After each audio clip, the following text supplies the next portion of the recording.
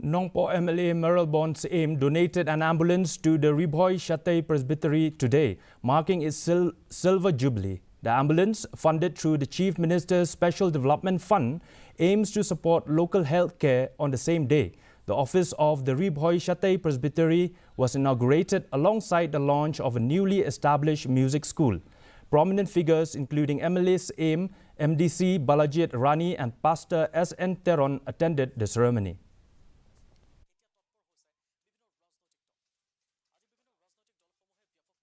Lomba kino yalam kino kitkam Jubilee na Shatei kibadon bijing I jengai pensengaw report adu bertit kita jaka makan longkum ke aset jong ke Presbytery patru ban sedang bantai ya kene ke slab trekam ka bokun topru ya ke Board of Music Institute ke bolong ke slab jaka ai jengi kai ya ki hep ki beret ki kun samla Kibadon ke Mesir menpentui jeledi, kumno penruai, kumno pentem, kumno pentau jeruai berkumtatat.